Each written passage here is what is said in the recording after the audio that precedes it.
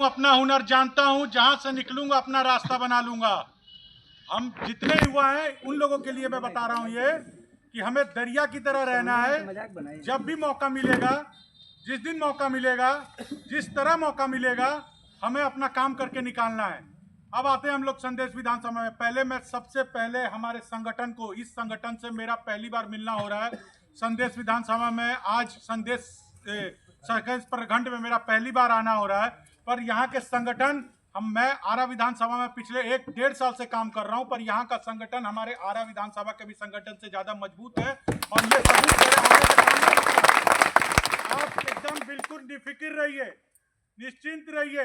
एक मजबूत नेतृत्व के तौर पे मुझे भेजा गया है आपके बीच में आपका नेतृत्व करने आया हूं।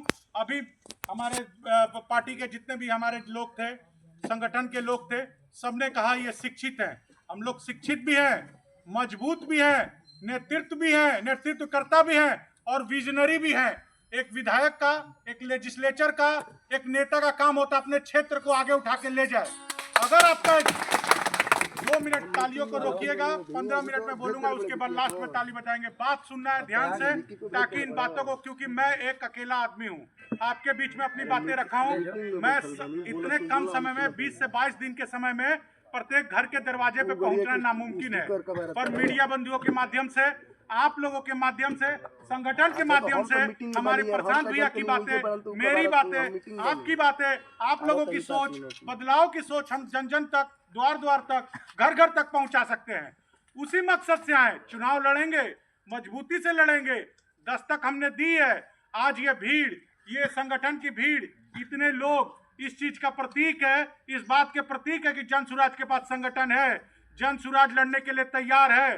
प्रत्याशी मैं जरूर नया हूं, पर जन सुराज हर द्वार पे, हर घर पे, हर मोबाइल पे, हर युवा के पास उसके मकसद, उसका विजन पहुंच चुका है।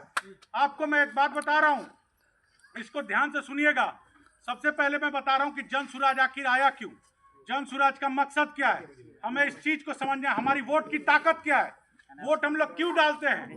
वोट इसलिए नहीं डालते हैं कि मेरा बगल वाला एक बड़ा आदमी और बड़ा बन जाए। वोट हम इसलिए डालते हैं कि मेरे बच्चे को, मेरे भाई को, मेरे बच्चे को, मेरे भाई को शिक्षा मिले, रोजगार मिले, मेरे पिताजी को, मेरे चाचा जी को, बुजुर्गों को स्वास्थ्य मिले, मुझे चलने के लिए सड़क मिले, यहाँ पर कानून की व्यवस्था हो, बच्चों को पढ़ने लिखने के बाद युवाओं को रोजगार मिले। इसलिए वोट दिया जाता है। वोट इसलिए नहीं दिया जाता है कि मेरे जात का, मेरे रिश्तेदार का कोई कुछ भला हो जाए, ये हो जाए। वोट में ताकत है। वोट को ही लोकतंत्र बोला है देसी भाषा में। आपने कई भाषणों में सुना होगा कि लोकतांत्रिक व्यवस्था है। क्या होता है लोकतांत्रिक व्यवस्था? वकील हूं मैं आपको समझा रहा हूं। जो आपको वोट का अधिकार दिया गया है, देसी भाषा में कहें अपना राजा चुनने का अधिकार दिया गया है, उसी को बोलते हैं लोकतांत्रिक व्यवस्था। नहीं तो पहले तो राजतांत्रिक व्यवस्था था ही, राजा का बेटा राजा बन ही रहा था। पर अब जनता के मत से चुने हुए नेता को ही विधायक बनाया जाता है, मंत्री बनता है, और उनसे मुख्यमंत्री बनता है, जो जनता के आगे आने वाले 5 साल का फैसला लेता है।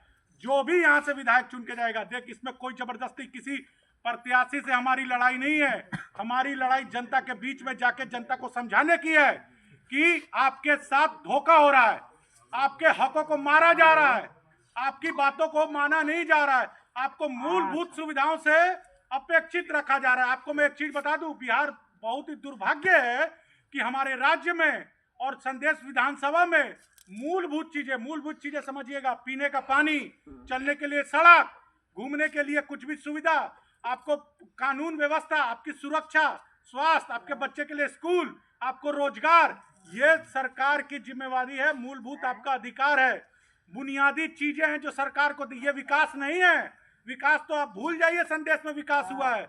आप लोगों को मूलभूत चीजों से अपेक्षित रखा गया है। और क्यों रखा गया है, इसका एक ही कारण है, गलत नेतृत्व आपने चुना है। नेतृत्व बदलने का मौका जरूर है। नेतृत्व बदलिएगा, दिशा बदलेगी। नेतृत्व बदलिएगा, विचार बदलेगा। नेतृत्व बदलेगा, पटना में सरकार बदलेगी।